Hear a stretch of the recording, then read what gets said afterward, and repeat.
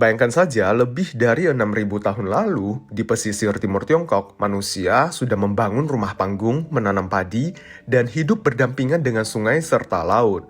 Kali ini kita berada di situs Hemutu yang berlokasi di Yuyao, Provinsi Zhejiang, Tiongkok. Ini adalah sebuah peradaban berusia sekitar 7.000 tahun yang menyimpan banyak petunjuk tentang kehidupan masyarakat penutur Austronesia di masa lampau. Dari teknologi bercocok tanam, rumah panggung, hingga budaya maritim. Beberapa unsur yang kita kenal di Nusantara hari ini memiliki kemiripan yang menarik dengan temuan-temuan di tempat ini. Memang, asal-usul bangsa Austronesia masih menjadi topik yang terus diteliti dan diperdebatkan. Namun sejumlah peneliti melihat kawasan pesisir Tiongkok Selatan dan sekitarnya, termasuk peradaban situs Hemutu, sebagai salah satu mata rantai yang mungkin berperan dalam perjalanan panjang leluhur Austronesia sebelum akhirnya menyebar ke Taiwan, Filipina, hingga Nusantara. Jadi, seperti apa sebenarnya peradaban kuno yang mungkin memiliki keterkaitan dengan kisah salah satu leluhur suku-suku di Nusantara? Yuk kita telusuri bersama jejak sejarahnya langsung dari situs Hemutu, Tiongkok. Nah, sekarang aku sudah berada di dalam situs arkeologi Hemutu yang terletak di Yuyao, wilayah administrasi kota Ningbo, Provinsi Zhejiang. Nah, ini merupakan salah satu penemuan arkeologi terpenting di Asia Timur, karena dengan adanya penemuan arkeologi situs Hemutu, membuktikan bahwa peradaban Tiongkok kuno tidak hanya bersumber dari peradaban lembah Sungai Kuning yang berada di utara Tiongkok, tetapi juga berasal dari peradaban lembah Sungai Yangtze yang berada di selatan Tiongkok. Nah, pada tahun 1973, penemuan ini menggemparkan dunia karena ditemukan begitu banyak peninggalan prasejarah yang sudah berusia lebih dari 7.000 tahun. Jadi ini merupakan sebuah situs Neolitikum atau zaman batu muda yang ditemukan di selatan Tiongkok.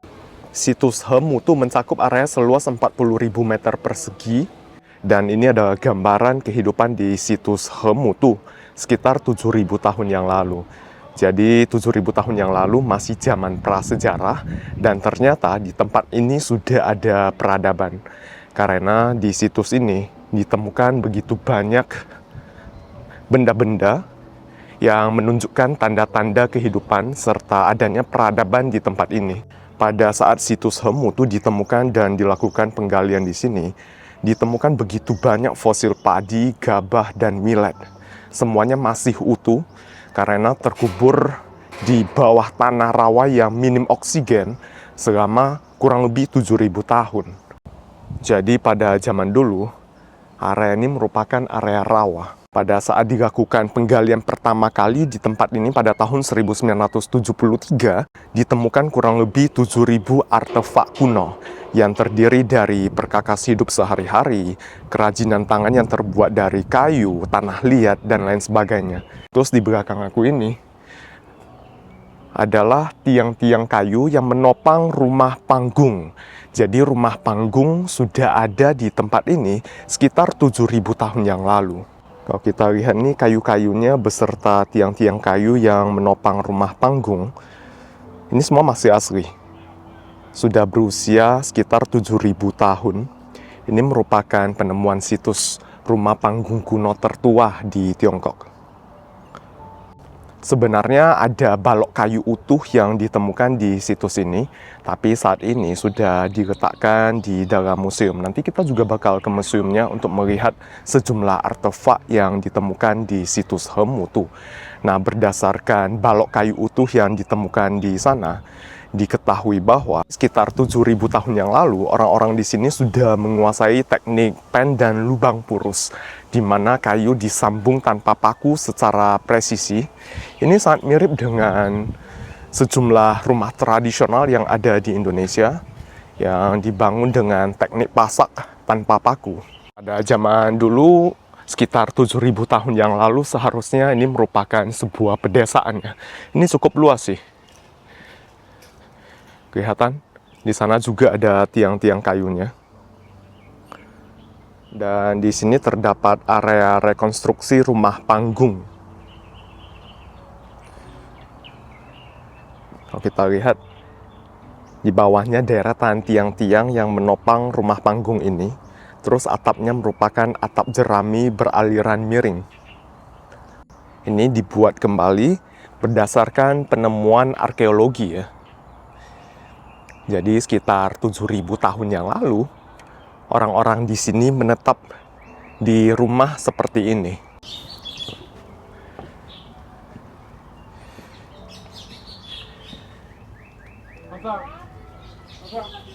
Ini nggak tahu yang di tengah-tengah ini simbol apa ya. Ini semuanya replika sih, bukan yang asli. Yang asli semuanya sudah disimpan di museum. Nanti kita lihat ke sana. Terus nih bagian sampingnya ditutup kain terpal. Nggak ada apa-apa sih.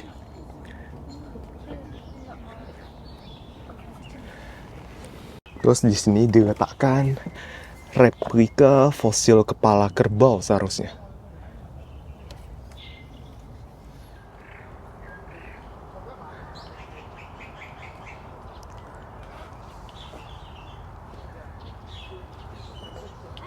Nah, artefak-artefak kuno yang ditemukan di tempat ini, seperti perkakas hidup sehari-hari, bukan perkakas biasa ya. Pada perkakasnya biasanya terukir sejumlah motif. Misalnya motif-motif seperti ini ada gambar burung kembar, 2 burung yang menghadap ke matahari. Jadi berdasarkan gambar ini dapat diperkirakan bahwa orang zaman dulu di Hemutu memuja burung, memberikan penghormatan terhadap burung dan matahari. Kemudian ada juga ini motif-motif seperti ini kerbau ya, kerbau apa nih? Kerbau dan ini babi hutan. Kelihatan ada bulu-bulunya. Nanti kita juga bisa lihat perkakas dengan motif-motif seperti ini di dalam museum.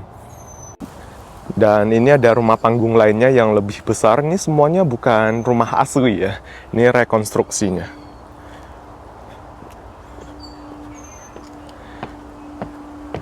Atap-atap jerami. Ini mirip banget dengan rumah-rumah tradisional di Nusantara.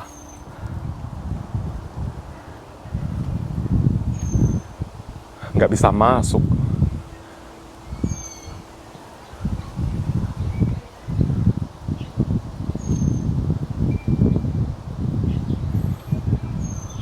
Ini dindingnya juga terbuat dari rotan gitu ya. Dari bambu.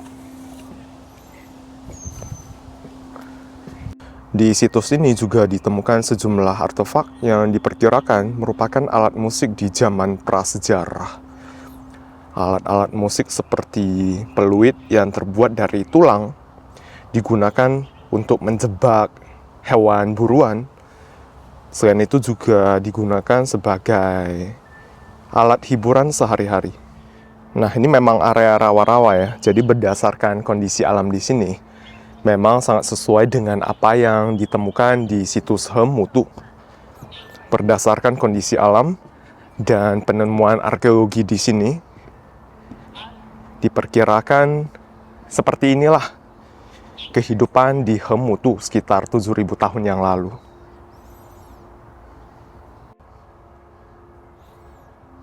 Sekitar 7.000 tahun yang lalu, orang-orang Hemutu hidup dengan memetik buah-buahan yang tumbuh secara liar. Kemudian mereka juga mulai membudidaya sejumlah tanaman. Dan seperti yang aku sebutkan tadi, di situs ini juga ditemukan fosil padi dan gabah yang sudah mulai menghitam karena proses karbonisasi.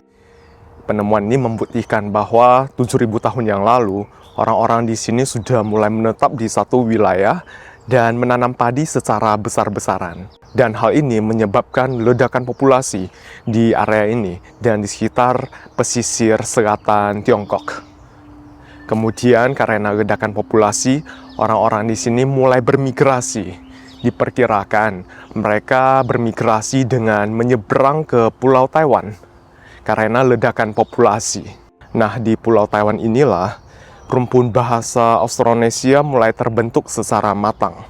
Lalu sekitar 4.000 tahun yang lalu, orang-orang dari Taiwan bermigrasi ke arah selatan sampai ke Filipina hingga sejumlah wilayah di Nusantara. Sesampainya di Nusantara, mereka berasimilasi, melakukan pernikahan campuran dengan orang-orang asli setempat yang dikenal sebagai orang Melanesia yang sekitar 40.000 tahun yang lalu sudah bermigrasi dari wilayah Afrika hingga wilayah Nusantara. Perkawinan campuran inilah yang membentuk jumlah suku bangsa yang ada di Indonesia. Jadi ini merupakan salah satu teori migrasi manusia yang dikenal sebagai teori out of Taiwan. Secara umum, masyarakat di Indonesia bagian barat seperti Sumatera, Jawa, Kalimantan, dan sebagian Sulawesi cenderung memiliki proporsi DNA leluhur Austronesia yang lebih besar. Sementara itu, semakin ke bagian timur Indonesia, terutama Papua dan beberapa wilayah di Maluku serta Nusa Tenggara Timur, menunjukkan komponen genetik Melanesia atau Papua yang lebih tinggi. Meski demikian, Indonesia bukanlah wilayah yang terbagi secara tegas menjadi dua kelompok. Yang terjadi justru sebuah gradasi yang kompleks, hasil migrasi dan percampuran antar populasi selama ribuan tahun. Karena itulah, keragaman budaya dan fisik masyarakat Indonesia saat ini mencerminkan sejarah panjang pertemuan berbagai leluhur yang datang dari arah berbeda, dan pada masa yang berbeda pula. Selain itu, ada teori lainnya yang juga sangat populer, yaitu teori Sundaland. Teori ini berpendapat bahwa nenek moyang bangsa-bangsa di Asia Tenggara mungkin berasal dari daratan luas yang dahulu menghubungkan Sumatera, Jawa, Kalimantan, dan Semenanjung Malaya saat zaman es sekitar 20.000 tahun yang lalu. Daratan luas ini disebut Sundaland. Ketika zaman es berakhir, permukaan laut naik dan Sundaland tenggelam. Penduduknya diduga bermigrasi ke berbagai wilayah. Meski menarik, teori ini masih belum memiliki dukungan bukti bahasa, arkeologi, dan genetika sekuat teori out of Taiwan. Karena itu, banyak ilmuwan saat ini melihat sejarah Nusantara bukan sebagai cerita satu migrasi tunggal, melainkan hasil pertemuan berbagai kelompok manusia selama ribuan tahun. Yang perlu diingat, ini bukan teori cocoklogi dari diri aku sendiri, bukan archaeological guesswork. Ini berdasarkan hasil penelitian para ilmuwan dan arkeolog. Dan sampai sekarang masih terdapat ruang diskusi yang begitu luas tentang proses migrasi manusia. Tapi satu hal yang pasti, migrasi manusia itu sudah berlangsung selama puluhan ribu tahun. Baik itu teori out of Africa yang menyatakan bahwa nenek moyang orang-orang di Nusantara awalnya berasal dari Afrika sekitar 40.000 tahun yang lalu. Kemudian ada teori out of Taiwan, teori Sundaland. Selama puluhan ribu tahun yang lalu pastinya terjadi percampuran terus-menerus yang akhirnya membentuk sebuah peradaban suku bangsa yang sangat beragam di Nusantara ya. Mungkin dulunya bermigrasi dari A ke B, B ke C, C ke B, bolak-balik seterusnya seperti itu. Oh ya, sebelumnya aku juga sudah pernah mengunjungi sebuah desa suku penduduk asli Taiwan yang merupakan bagian dari rumpun Austronesia.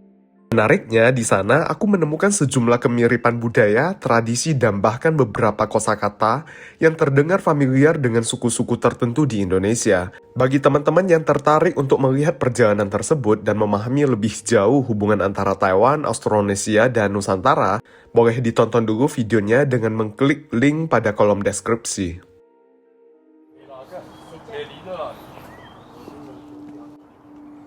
Ini sepertinya lagi mengambil air dari sumur ya. Itu di tangannya ada teko, kemudian mengambil air dari sumur gitu kan.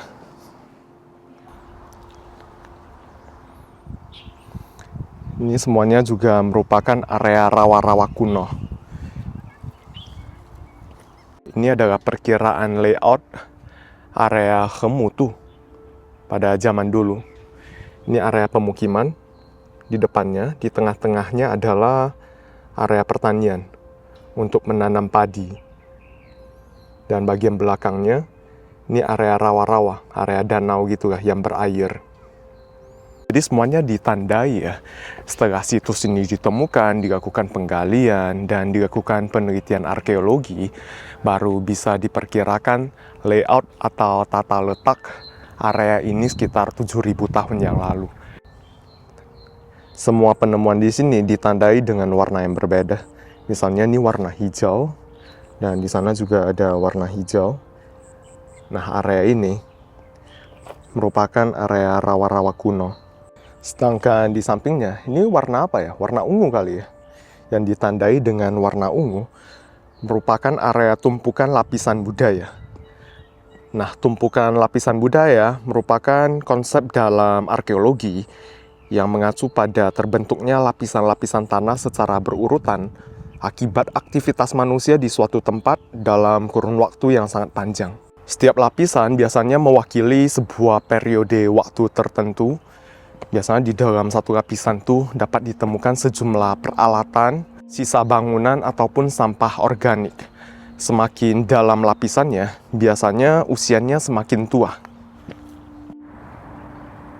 Nah, di sini adalah area sawah padi. Orang-orang zaman dulu di situs Hemutu ini juga sudah tahu atau menguasai teknik melaut.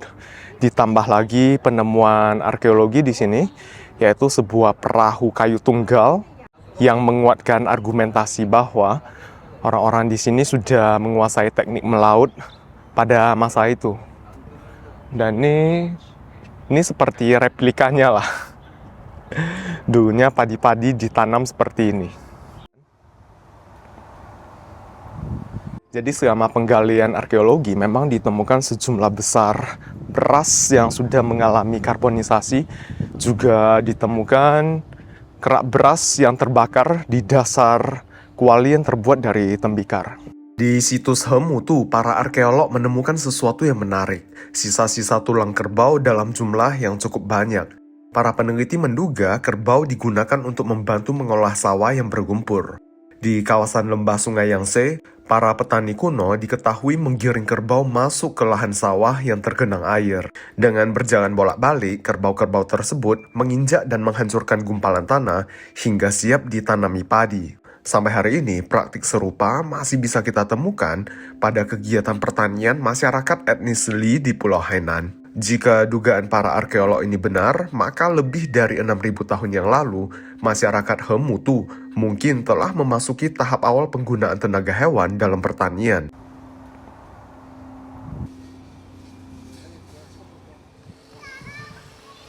Nah, di sini ada museum situs Hemutu. Kita lihat sejumlah artefak yang ditemukan di situs ini ya.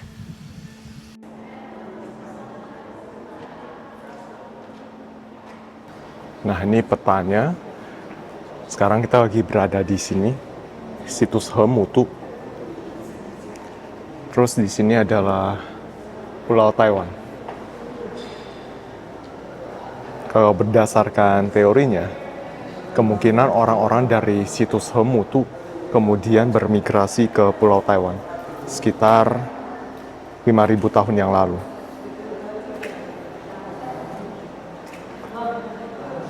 Nah, ini adalah 4 lapisan budaya yang ditemukan di situs Hemutu, di mana lapisan paling tua diperkirakan berusia 7.000 sampai 6.500 tahun. Kemudian lapisan paling muda, lapisan pertama, diperkirakan berusia 5.800 tahun hingga 5.300 tahun. Jadi pada setiap lapisan budaya ditemukan sisa-sisa bangunan, perkakas sehari-hari yang digunakan oleh orang di tempat ini. Nah, ini semuanya penemuan arkeologi di situs Hemutu ditampilkan di dalam museum. Misalnya ini adalah lapisan tanah yang mengandung tumpukan padi. Terus ini adalah biji padi yang sudah menghitam akibat proses karbonisasi. Dan yang di dalam itu adalah serpihan gerabah dengan motif padi. Jadi orang zaman dulu sudah menguasai teknik pembuatan gerabah beserta ukiran-ukiran motif. Terus ini adalah butiran beras yang sudah mengalami karbonisasi, sudah menghitam. Ditemukan di antara tanah-tanah rawa. Dan ini adalah sejumlah perkakas berbentuk skop yang terbuat dari tulang hewan. Perkakas seperti ini dulunya digunakan untuk mengolah tanah di sawah, untuk membajak, meratakan lumpur, ataupun menggali parit. Dan perkakas ini juga terdapat rotan ya, yang hitam itu, yang sudah menghitam. Kalau ini replikannya, bukan yang asli yang warna hitam nih. Ini perkakas yang pada bagian pegangannya terdapat lilitan benang atau tali. Kalau ini adalah fosil-fosil. Ini adalah fosil dari tulang rahang bawah babi yang ditemukan di situs Hemutu. Kalau yang di sampingnya nih replikanya ya, sebuah patung tanah liat berbentuk babi. Kalau di sini adalah sejumlah alat yang digunakan untuk berburu. Misalnya yang berbentuk bulat ini seperti batu yang digunakan pada ketapel untuk berburu ya. Terus yang bagian dalam itu merupakan anak panah yang terbuat dari tulang hewan. Jadi orang-orang di Hemutu sudah menguasai teknik berburu dengan memanah dan menggunakan ketapel batu seperti ini. Ya ampun, di sini juga ditemukan lumpang. Jadi orang zaman dulu, orang di Hemutu sudah menggunakan alat ini untuk menggiling sesuatu. Itu ada batu untuk menggiling dan bawahnya lempengan batu sebagai wadahnya. Ini asli, ini bukan replika. Dan tongkat yang paling dalam itu seharusnya adalah alat untuk menumbuk sesuatu. Juga ditemukan di situs Hemutu. Ini adalah perkakas yang terbuat dari tulang hewan juga. Ini digunakan untuk memotong padi. Terus ini adalah fosil kepala kerbau. Museumnya bagus ya, menghadirkan gambaran kehidupan pada masa itu, sekitar 7.000 tahun yang lalu. Dengan rumah panggung yang terbuat dari kayu, kemudian di depannya orang-orang beraktivitas untuk bertahan hidup. Kemudian ada hewan ternak juga, seperti babi.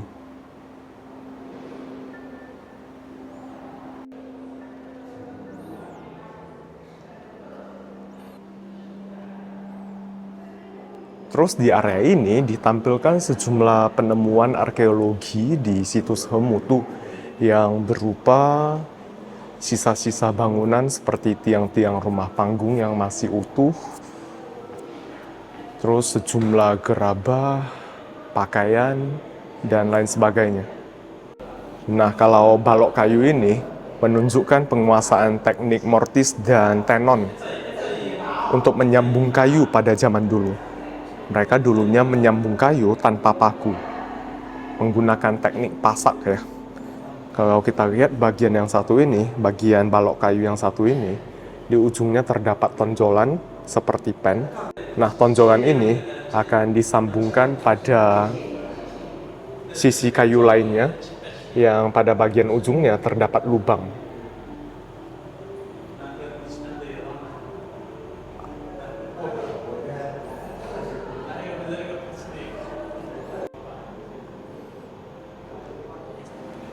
Ini disebutkan rumah panggung dibangun untuk menyesuaikan kondisi alam yang berawa. Ini merupakan salah satu keajaiban arsitektur dalam sejarah. Mereka tahan dengan kelembaban, juga dapat melindungi manusia dari binatang buas maupun ular. Dan bangunan seperti ini juga sangat populer di kawasan Asia Tenggara dan bagian barat daya Tiongkok.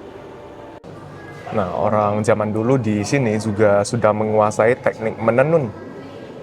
Di sini ada jarum-jarum kuno yang terbuat dari tulang hewan.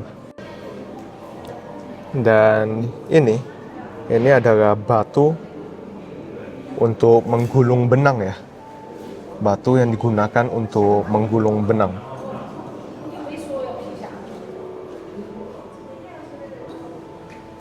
Ini semuanya alat tenunnya.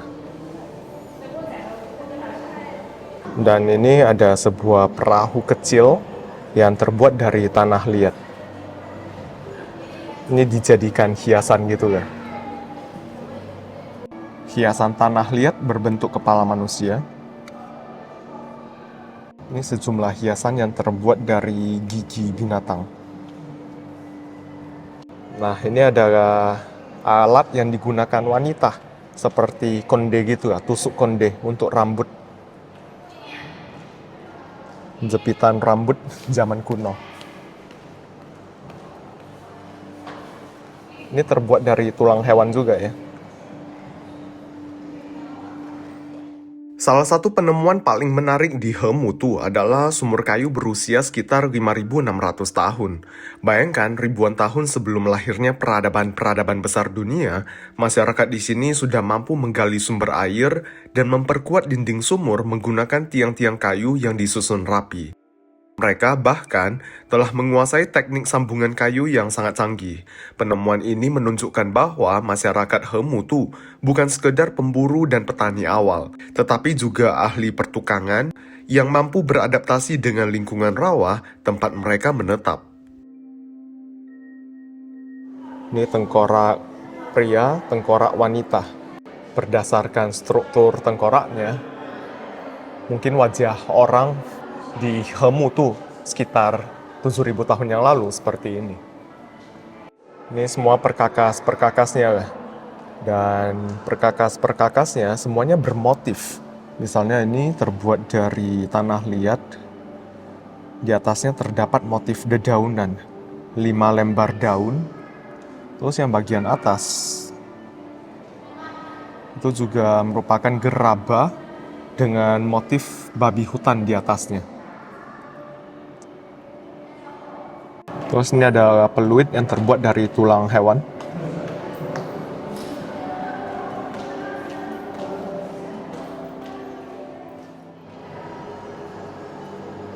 Ini adalah tengkorak manusia yang ditemukan di situs Hemutu. Ini sepertinya kuburan.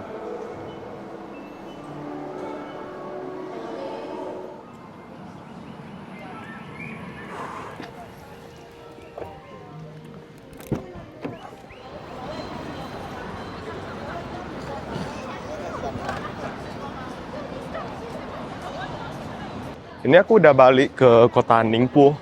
Tadi dari situs Hemutu ke kota Ningpo sekitar 30 km. Ini situasi malam hari di kota Ningpo. Dan sekarang aku mau makan malam dulu ya.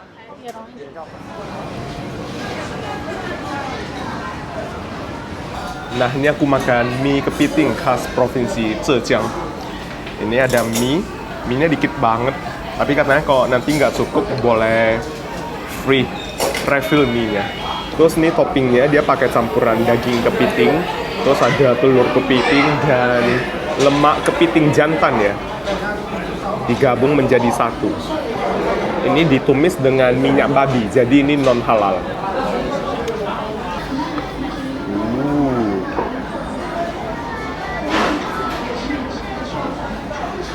Terus diaduk-aduk. Wow, aroma kepitingnya. Siapa nih pecinta kepiting?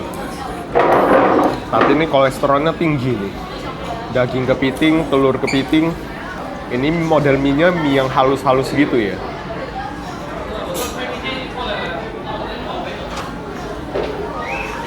Nah, yang kuning-kuning ini telur kepitingnya.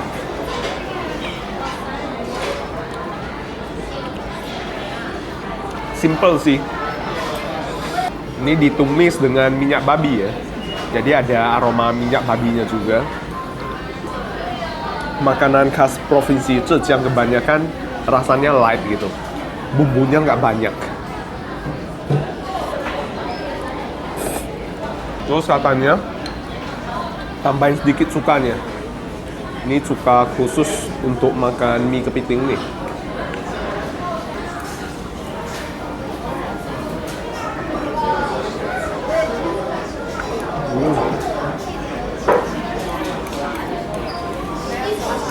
Ditambahin sedikit cuka lebih enak loh. Ini porsinya mah cuma beberapa suapan doang ya.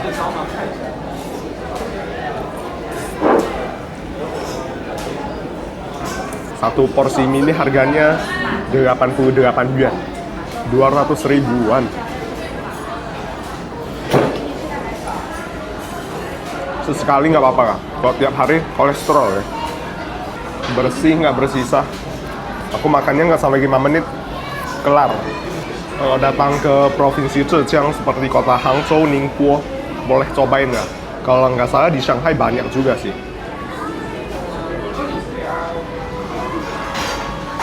没想到失去的勇气我还留着。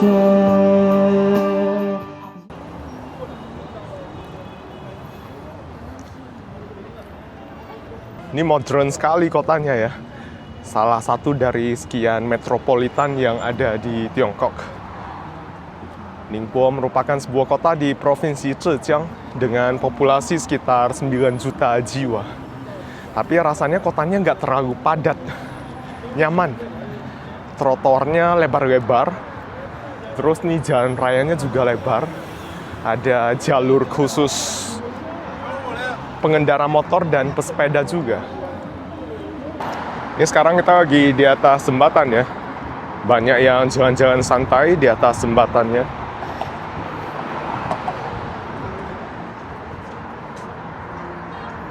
Oh, cakep ya. Terus di bawah tuh ada orang tua yang karaokean tuh. Bawa sound system sendiri nah. Gile nggak tuh?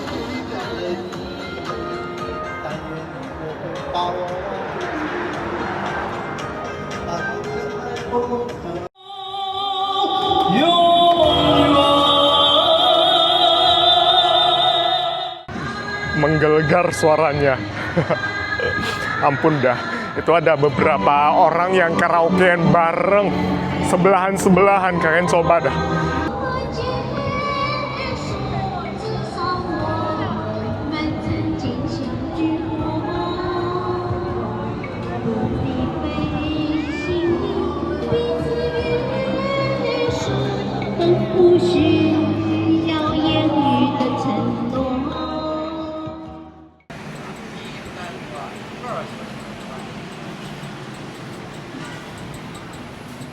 Makan lagi, nggak kenyang tadi, porsi mie-nya kecil banget.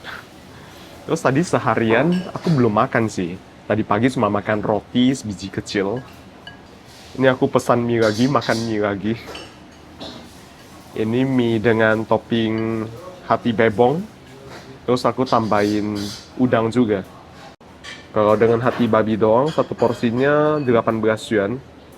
Ini aku tambahin udang. Jadinya 30 yuan, sekitar 75.000 rupiah. Jadi ini mie-nya nggak ditumis ya. Yang ditumis cuma toppingnya doang. Hati babinya sama udangnya besertanya ada cabai-cabainya sedikit juga. Dan daun bawang. Mie-nya cuma direbus.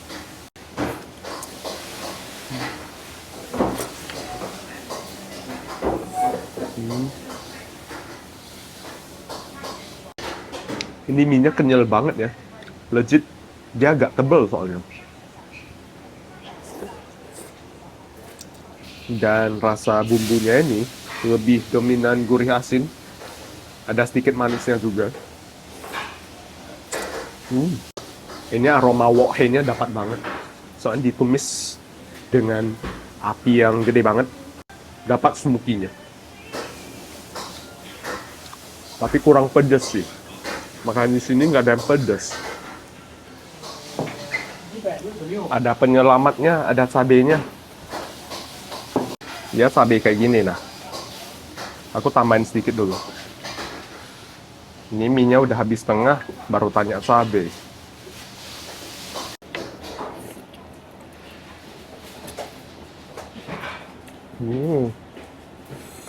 Cabenya mantap. Pedes banget cabenya. Tadi kalau nggak ada cabai aku cuma kasih nilai 7. Setelah tambahin cabai, jadi 8,5. Segitu dulu perjalanan singkat kita menelusuri jejak peradaban di situs Hemutu Ningpo, Tiongkok. Dari sini, kita belajar bahwa sejarah manusia bukanlah cerita yang berdiri sendiri. Ia adalah benang merah yang menghubungkan masa kini dengan masa lalu yang sangat jauh. Tentang bagaimana orang zaman dulu merintis teknologi pertanian, beradaptasi dengan lingkungan, hingga melakukan perjalanan migrasi yang akhirnya membentuk jati diri sejumlah bangsa-bangsa di dunia. Jejak ribuan tahun lalu ini mengingatkan kita bahwa kita semua adalah bagian dari perjalanan yang luar biasa. Terima kasih sudah mengikuti perjalanan kali ini. Kalau kalian tertarik dengan topik-topik sejarah seperti ini, jangan lupa untuk like, subscribe, dan tinggalkan komentar. Sampai jumpa lagi di perjalanan berikutnya. Bye!